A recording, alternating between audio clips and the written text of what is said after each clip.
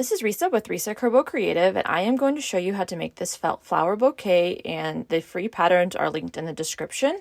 For this first flower, we're starting with a center strip, cutting along the whole strip, the length of it to make a fringe that will roll up for the center of the zinnia or daisy. Then I do a strip of glue along the bottom, and I'm going to lay this floral wire on top of that glue and then roll the felt around it, being careful not to touch any hot glue. So I'm just kind of coming back behind and then rolling it up and holding it tight to make sure it really dries and hardens, and then roll it all the way up, keeping the bottom of that fringe flat. Now that I have the center ready, I'm going to add the petals, and for these petals I'm just doing a little bit of glue at the bottom and then attaching it to the bottom of the center. So just lining up the bottom of the petal with the bottom of the center, and it's not very much glue because I don't want it to ooze above or below. So I'm just doing a little bit of glue there at the bottom and attaching it to that center. So I will just go all the way around this flower for one layer of petals, and then I'll come and do a second layer. So I have 6 petals on this first layer. And then for the second, I'm going to position them just a little bit differently. And I'm doing this so that I have a certain style of back to this flower. I don't want there to be a very big back that needs to be covered up because I want to use this daintier kind of green shape for the back of this flower. So I'm just kind of closing in the gaps and doing that by bringing the petals down a little bit lower and bringing them around the back of that flower. So that center where the stem is sticking out, I'm kind of covering that up with petals. So it'll give it a more finished look. Then we can just add that green to the back and it will be easy to have that really pretty finished out look without anything showing that we don't want to show. So I do 6 petals around a second layer, and then I'm going to do a third layer. One thing I've learned with simple flowers is more petals helps kind of elevate the look of it. So you can always stop early if you want to, but the third layer of petals really kind of brings this petal or this easy beginner felt flower up to the next level and makes it look more advanced, even though it's really not. So we finish out this third layer of petals, and I'm bringing that down and almost lining up like the center of that, or the bottom of this petal with the center of that stem. So there's really no back to this flower, or not very much of a back to this flower. And then when we add the green, it will just look really nice and not be bulky. This is a way that I've just kind of started trying things out, trying a new technique here to where the back of the flower is not so unfinished looking, and then I don't have to add a bulky green sepal shape to the back. So we are finished with this flower. You can add hairspray or stiffener if you want to. I did not do that. I'm just using a high quality wool blend felt. Then this is the green shape that's also linked below as a free pattern, and I'm just cutting a slit there as I fold it over, and then that is a spot where my stem will go down through the middle, and then I can bring this up and add a hot glue and attach it to the back of this finished zinnia or daisy flower, whatever we want to call it. So this way I don't have like a big bulky look, and this is kind of something new I've been doing. I'm changing the style of the back of my felt flower because I was having trouble getting it to look the way I wanted to once it was all finished. I just didn't want like extra bulkiness to it. So that's kind of a new technique I'm trying that also really works well for beginners because it's not a hard thing to achieve. You're just kind of paying attention to where you add the petals. So this is a great beginner flower. You're just doing simple gluing. There's no pinching. Another flower in a little bit will have a pinching technique, but this does not. It's a great beginner flower. If you're new, this is easy to cut out. So just use that PDF and cut out the pattern that you need. Okay, so this one is a little bit more advanced. I'm calling this a zinnia, and it has some more materials like this felt ball. I'm using a small 1.5 centimeter felt ball. I cut a slit with some sharp scissors, and my all of the materials I used are linked down below. Stick my hot glue gun in that slit and then stick the stem into that. This is a little tricky because the felt ball is small and the stem is pretty large. I've started using these bigger stems, but it all works out. So we do that fringe along this strip again, just cut fringe all the way down. And this strip is long enough to wrap around twice. And the measurements are down below for the size of the strip.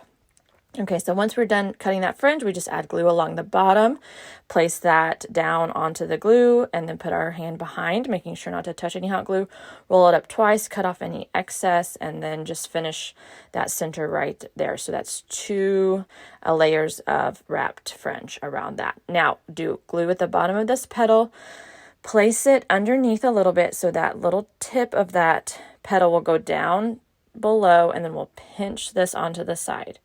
Now you can adjust this as you practice. This is a little bit harder of a flower because of the pinching technique.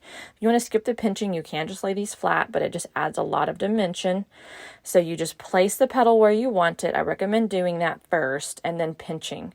So we're overlapping a little bit, putting the bottom of that petal down below the felt ball up to where the stem comes out, and then pinching it in place, kind of lining things up, and these overlap just a little bit. Our goal is to get 5 petals around this center. So this is a little bit tricky, but I promise you can do it.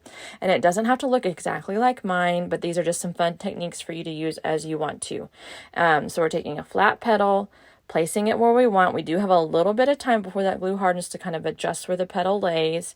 Then we're holding everything, pinching, and you do have to hold it for several seconds to get it to stay. It doesn't just magically stay. My temptation still is to just let go too early, and then what happens is the petal pops open and you can see the glue with the finished flower, and that's not what you want. So it's better to hold it longer rather than, less time, to make sure that it really stays tight, that glue sticks everything together and you don't see anything as it pops open.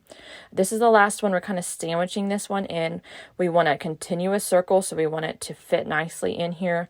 We want maybe one side behind and one side in front, so I'm bringing that petal next to it behind a little bit so that we see a continuous petal, so there's not or continuous circle, so there's not one petal that's kind of awkwardly behind. And that's how we achieve that look, is by bringing the petal next to it kind of behind on one side, so that they all just lay the same. Okay, so now once that's finished, we will be ready to add the back green sepal. But you can see the back of the flower looks really nice and finished. So this is where we don't have a lot of bulky felt that we have to cover up, or like the back of the center showing. We just can add this dainty greenery to the back. So I just cut that slit. I found a little bit of a frayed piece there, so I'm just trimming off that, and then sticking that stem through the center of that, and then adding hot glue and attaching this to the back of my felt flower.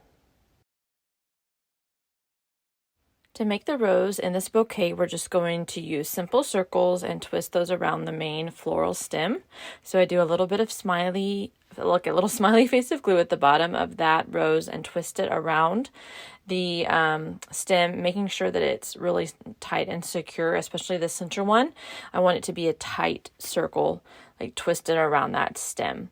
And then I will just build the flower out from there. I start with 2 around the main center and just put them opposite of each other. Then I just layer around these circles as I go.